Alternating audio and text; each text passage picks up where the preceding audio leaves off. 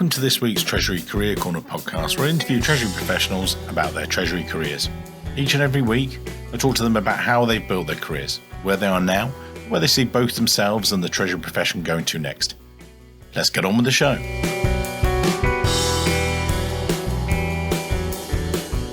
This week's show, I'm joined by John Jackson. John recently retired as the Group Treasurer of Severn, Trent after over 30 years in corporate treasury and banking. Highlights of his career, as we were talking about earlier, include working in Hong Kong for M&S, Finance Director of the Treasury Division at Halifax Building Society during the period when they converted to a bank, and was also part of the team which enabled the solvent restructuring of British Energy a while ago. John himself is looking forward, obviously, now to spend a bit more time with family, but also, more importantly, with his collection of guitars, which we'll probably talk about later on in the show. But John, take us back to the beginning, if you would, and how you first got your start in Treasury. And I know as a young lad, many years ago. So back over to you, sir. Yes, many years ago, last century, in fact, of course. And yeah, I had no great aspirations at school to anything in finance or anything. I think, if anything, it was all about possibly joining the Navy or something like that. Went to university because, that's what my mates did. And I did an economics degree, and it really just sort of progressed from there. When I came out of university, I still didn't know particularly what I wanted to do. So I hedged my bets and chose chartered accountancy. And from there, I went to Pricewaterhouse, and from there to Marks and Spencer, which I had a fantastic time for a few years, working overseas mainly, and in particular in Hong Kong. That was early days of your career, but quite unusual to make a move quite early, that early. Nowadays, people perhaps choose it a little bit more, to go overseas. But if you look back at a number of the people that I've spoken to on the show, they wouldn't have said, all right, joined M&S, but actually I was in Hong Kong. So what was that like for you? I talked to a guy on the show recently. One of his earliest roles was suddenly FP&A in Vietnam, and the early stages of his career. And he said it was great because it made him for later. What was that like for you? I think it's a fantastic opportunity. I mean, M&S was going through quite an overseas expansion. So you were sort of at the vanguard of things as far as their strategy was concerned. I was still I think I was 27 when I went to Hong Kong as financial controller. So it was a terrific responsibility. But you always had the wealth, the power, the resources of a FTSE, I think it was FTSE 10 in those days, company behind you. So you only had to lift up the phone, shout help down the line, and someone would come and do that. So it was part of a management team that we just set up. We were building our own stores there. It was the start of M&S moving away from selling mainly UK merchandise. And so there was a lot of people coming over looking at, Far Eastern suppliers. So I was just incredibly lucky to be there. Hong Kong's a great place to see the rest of the Far East as well. Places like Malaysia, Singapore, Philippines. Yeah. So it was. Obviously, I didn't want to come home. It was, but M&S had a strict policy that you did 2-year tours of things, and right. In fact, you had to move on to something else. So you returned, and then Halifax beckoned. What was that? That was not, I would say, a complete 100% career move. I was very happy in M&S, but working in London, commuting up to Baker Street. Personal circumstances was that both my wife and I had flats at the time of the property crash, and we were sitting on negative equity. And Halifax Building Society had a sort of the opportunity to go and live in West Yorkshire, out in the Pennines, and somewhere really nice. We had just had our first son. It was an interesting place to go and work. I really liked the people. And more than anything, we moved from a 1-bedroom flat to a house in the Pennines. So it ticked a number of boxes. But, if you look back on it, that's purely a career thing. Yeah. Moved from Deputy Treasurer Marks and Spencer to what was Treasury Financial Controller at Halifax. It was slightly odd. It really worked, and in the long term, it worked out fantastically. And also, it was an interesting time because it was when I was first starting my Treasury recruitment career, and there was a thing called, and people won't understand this, but you and I did, but Halifax and HBOS, and there was different parts to it. You'd made the move from a corporate treasury, and we'll talk about this because and then went to banking treasury, but with a corporate twist, and then back to and then there was Anglian Water and various other bits. But what was that like? How did your brain react to, oh, hang on, I'm now not in that corporate with M&S, obviously high street retailer, again, for perhaps some of our US listeners and things like that. M&S itself, a massive retail chain, and then making that move. What was that like? It was a very, very different culture. Halifax Building Society was, a mortgage factory, the largest building society in the world, the largest mortgage lender in the UK, steeped in tradition, like M&S, I guess, 150 years plus. And really, the business model hadn't changed that much. In terms of the treasury aspects, some of the things were very familiar to me. The funding aspects and the way that it was very corporate in its focus. We were not, as a building society, profit centre. We were there to supplement the funding that was coming from retail deposits and do some risk management stuff around the edges. But it was great. I mean, I would recommend for anybody that wants to have a treasury career, don't shut yourself off from the idea of actually, might be said, going to the dark side, going into banking for a while. Yeah. Because you get a completely different view of how things work, how banks look at corporates. And that can be really invaluable to you going down the line. There's things that banks do really well that corporates are only catching up with now in terms of things like risk management, quantification of risk. And so it didn't do me any harm at all in the long run doing that. And I think I learned an awful lot from that time as well. I sometimes talk as well, just before we move on in the career, but and just bring out that piece about banking treasury versus corporate treasury. And people have said, well, I can make the move across. How would you comment on that? I mean, what I mean by that is you've gone from the corporate to banking, and I then get, particularly at the moment, given the state of the markets and things like that, lots of people saying, I want to come back from, in fact, they haven't had any corporate treasury experience. They want to make that move. What do they need to think about, or what advice would you give them? I think the first thing is that in a typical banking environment, and this is where Halifax migrated to, it started off as stayed building society, but with 40 people, and by the end it was 400 people by the time and I left, and very much a profit centre.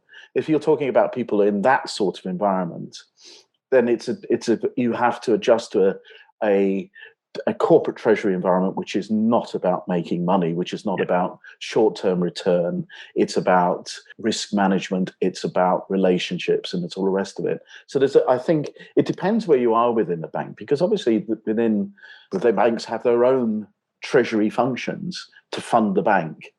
And I think that would probably be a bit easier for people there to move into corporate than it would from, say, people on a front office desk trading Eurobonds or something like that to move into corporate directly. I don't think it's impossible. I think they've got a lot to give, but it's understanding the different view of the world that a corporate has compared to bank.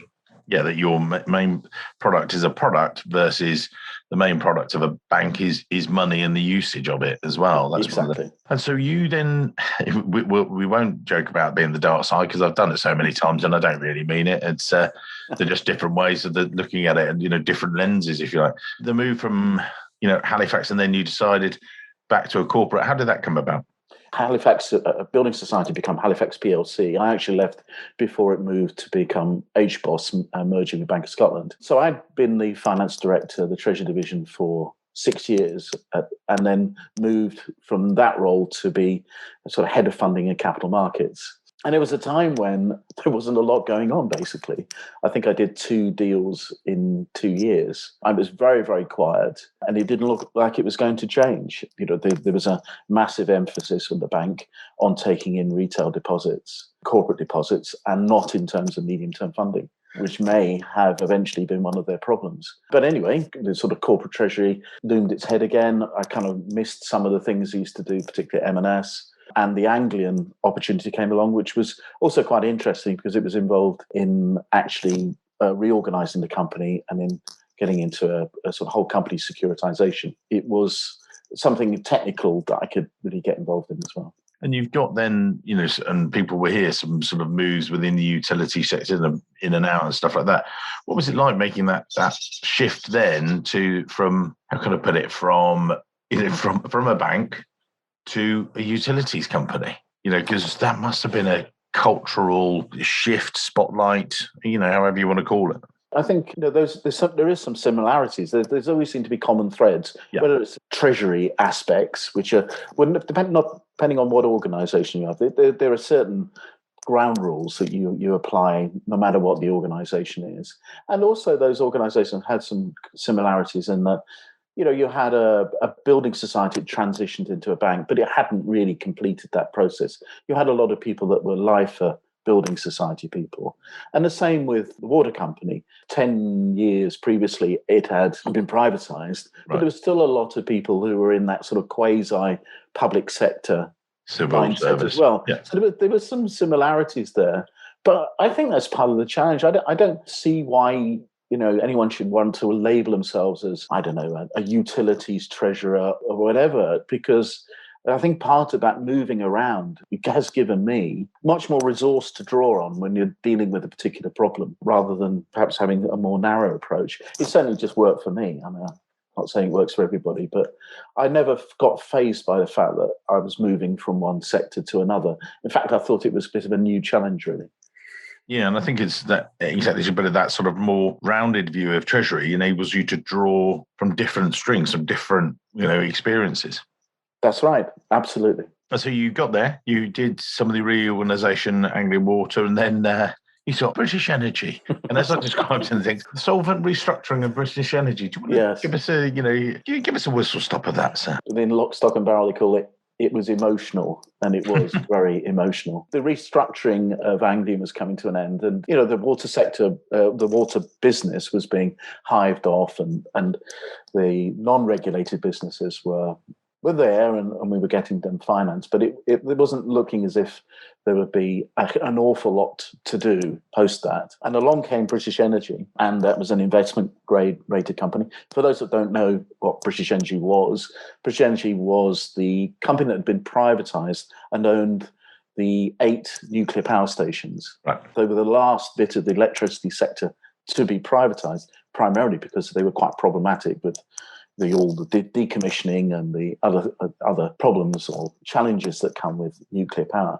It was the last to be done, but it was up and running. It was a move to Scotland, which I'd always fancied, and move it out of, I think it was something that family were up for as well. We do like to walk and things. It looked good. It was, as I say, investment grade rated. It just paid a dividend. And off I went up to East Kilbride in Glasgow to become group treasurer.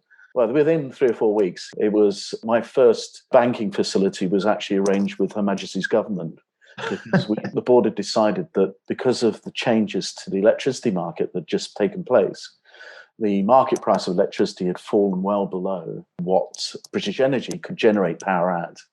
And because it's nuclear, you can't just switch the power stations off. Well, first off, because it's 20% of the UK generation. And secondly, because it's still very, very expensive to keep nuclear power station not generating. The fuel element's very, very, very small.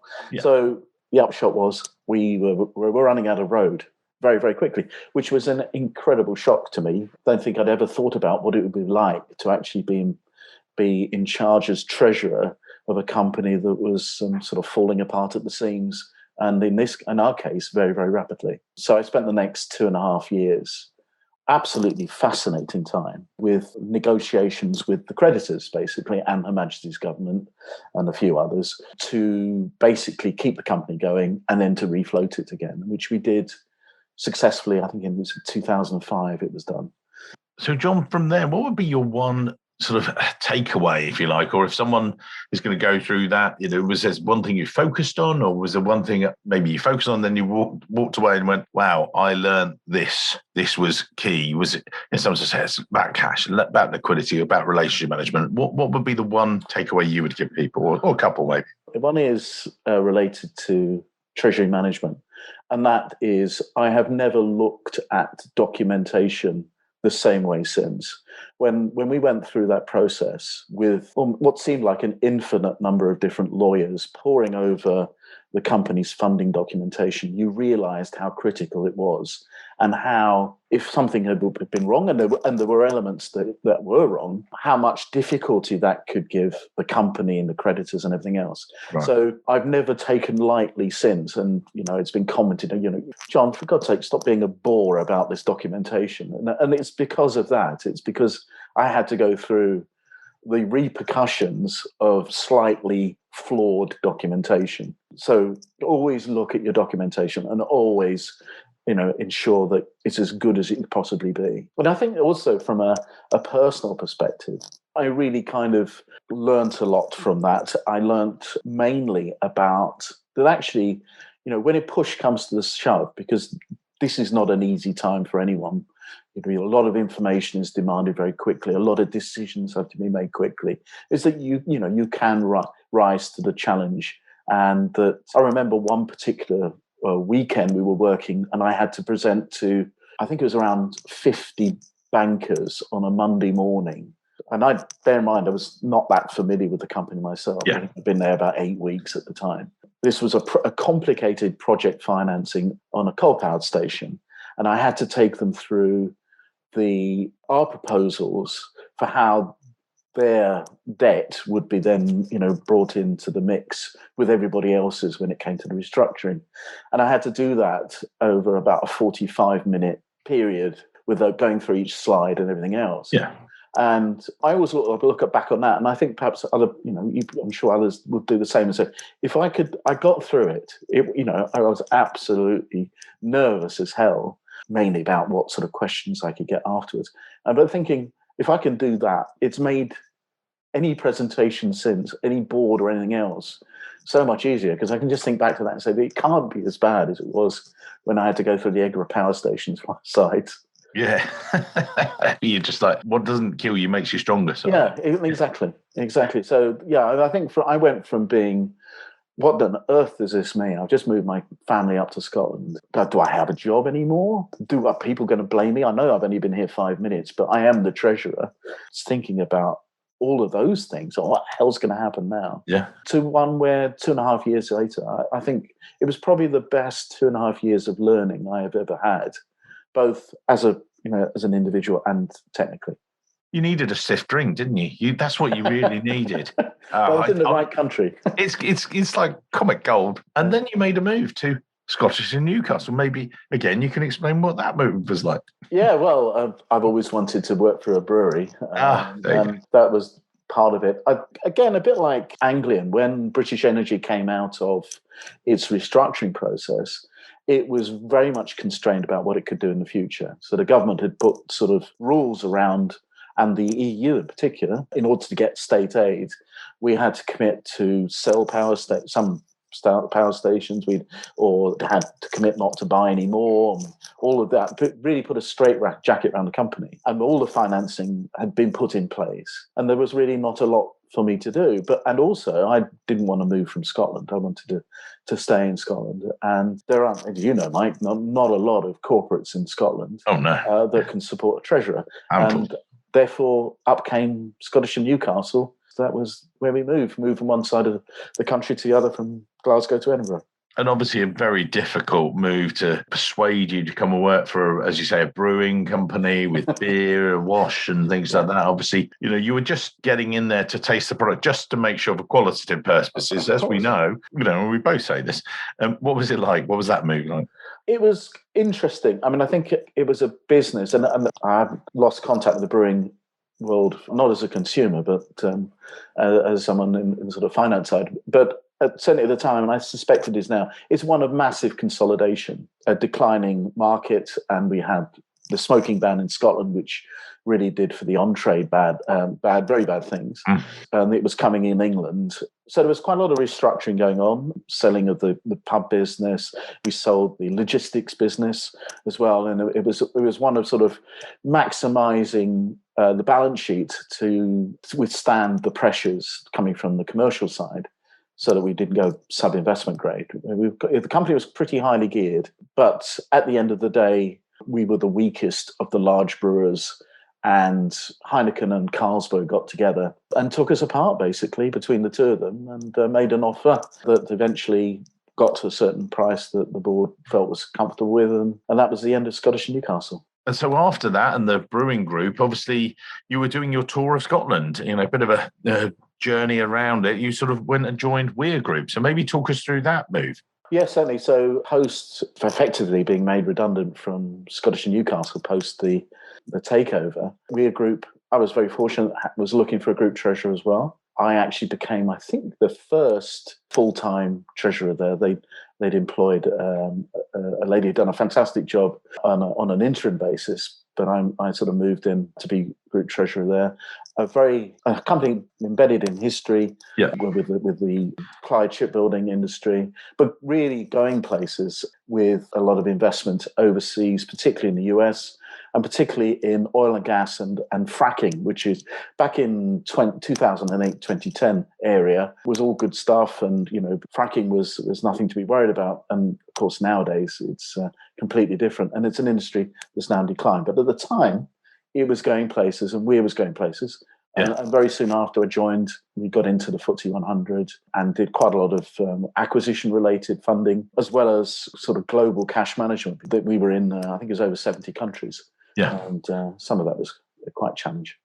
John, one thing we haven't really touched on, and because I think it's an interesting journey and I didn't want to interrupt it, but you've obviously coached a number of teams. We're going to come on to your next role where you've got this massive, wider brief on team management and things like that. But before we did that, obviously a lot of Treasury teams are, sometimes you're a solo treasurer.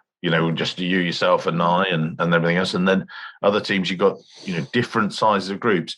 Just looking at maybe Weir or some of the other bits, you've coached and managed teams. What sizes have you gone until that stage, if you like, up until this role and including this role? Yeah, well, I guess the biggest team I ever managed was when I was at the Halifax, the finance credit risk teams that I looked after. I think it was about 80 in total, and that went down as low as three or four. Yeah, and all with very different challenges. Okay, but you've said you've managed these larger teams and things like that, and smaller, up and down and up and down. But what's your ethos around team management? Again, for people listening, they might be treasury managers, first time to manage a treasury analyst or something like that. What would you tips for success? Is it good cop, bad cop?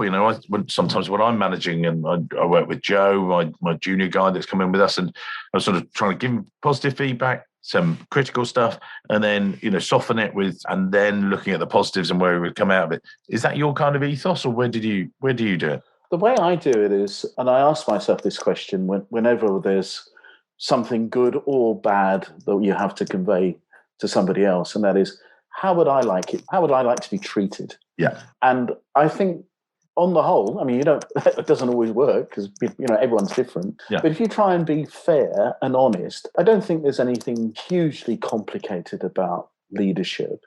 I think it's about setting a good example. People are only going to be, I always think, they're only going to be as good as you are in terms of your behaviors. So if you set bad behaviors, if you have one rule for them, one rule for you, then you're not going to get anywhere.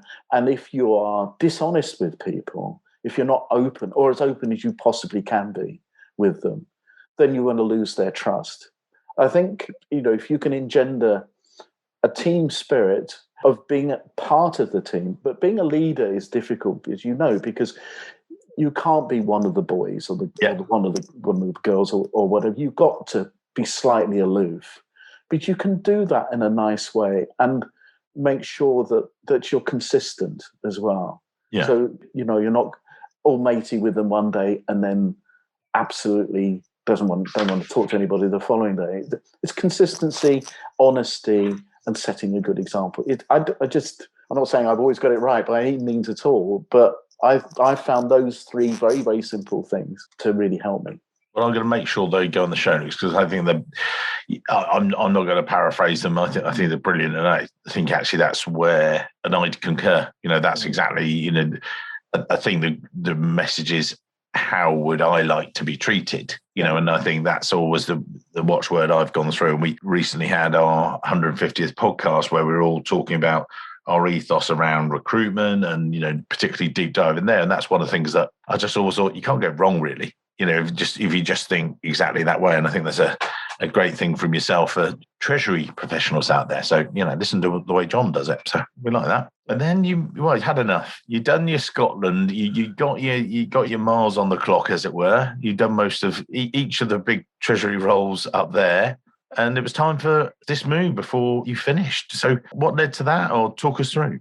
First of all, it was a domestic thing. My wife wanted to come back to England because we wanted to live close to my father-in-law He was just recently had his 90th birthday.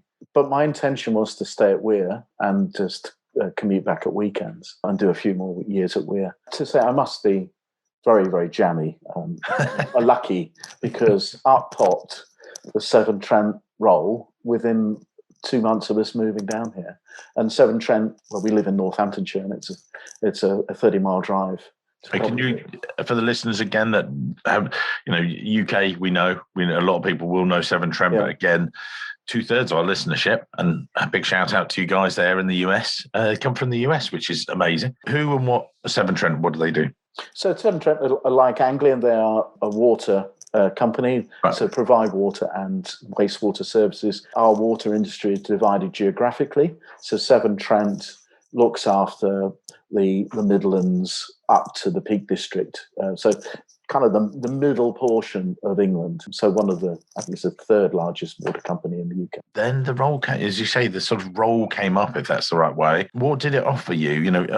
Bar, be a bit cheeky. Oh, it's a move close to home, good group treasurer, big group treasurer job. Yeah, I'll take it. What was it about that challenge? Because I know that there were lots of different things with the different funding and things. You're an experienced treasury head, so that you're going to get thrown this. But what did it offer you in terms of challenge? One, I know there was the logistical thing, but it wasn't just that, was it? So no, not at all. No.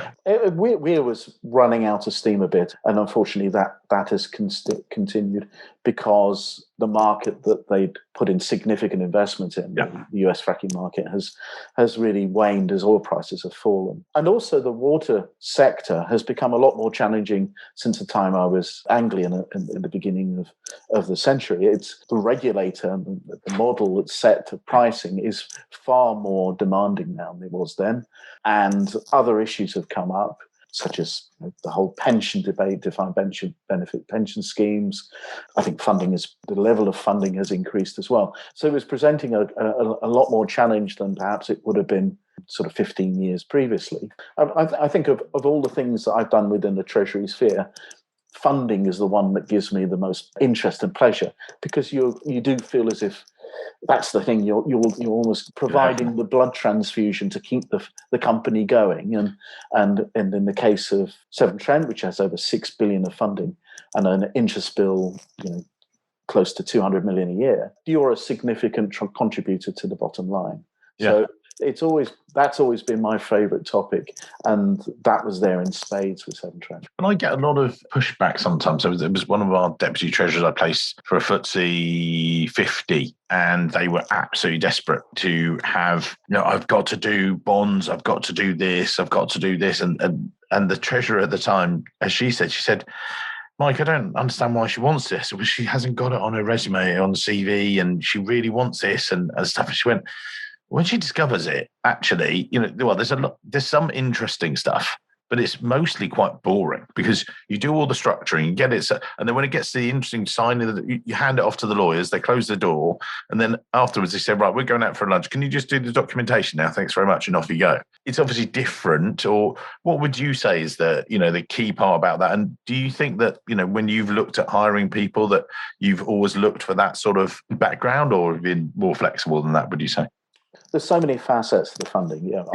We talked about documentation, how important that is, but actually these days it's more about understanding your investor base and finding new investors, particularly in this water sector where the funding level is always going to rise.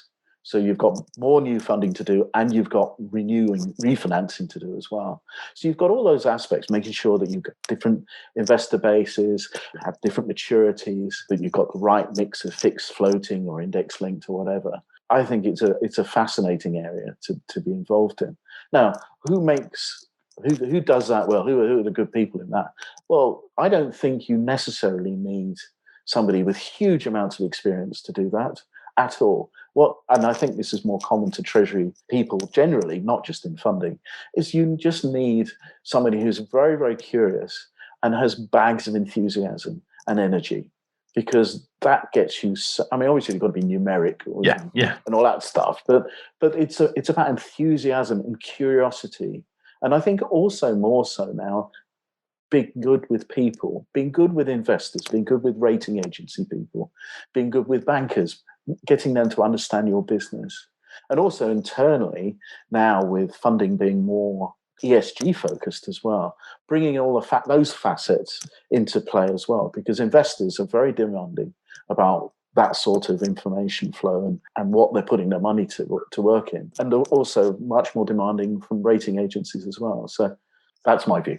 And so, on today's episode, it wasn't really the right way to sort of then talk about the future of Treasury per se, because I think we've already alluded to that anyway. I think it was much more, wanting to go through that chronicle of your career and people picking out really interesting things. But we do have, a number of different listeners across the world that are going, maybe beginning of their career. So they're sort of Treasury analysts making those first few moves. So maybe some advice for those guys. Some Treasury managers, so senior, they're making the step up the curve, they're coming there. And then we've also got some of the war stories, and we don't need to deep dive those, but, just some of the advice that you might give. I think you gave some great stuff there about, treating others as, when you're there as the GT, don't have to be the, best friends with the people, but, really that collegiate sort of ethos.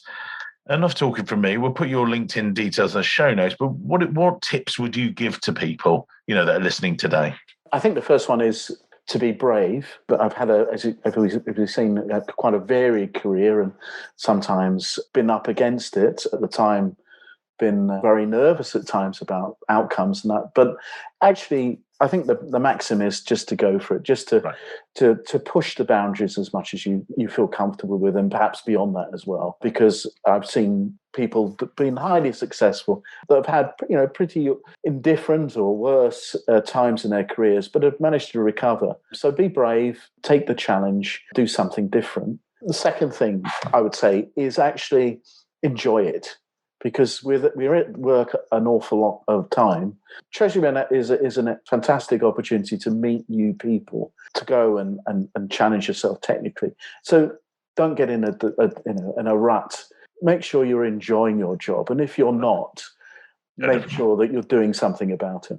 Yeah, amazing advice there from a treasurer with so much to offer, and enjoy your collection of guitars and getting the guys to listen to them. Some of the tunes coming from, we were just talking about your Fender. Nice. And, a bit of guitar jealousy there. So enjoy it, John. Thank you very much for your time and the advice you've given. I think the guys are going to really enjoy it. And again, do connect with John. He, may be doing further things and stuff. And he's a great person to have in your network. So thank you for your time today, sir.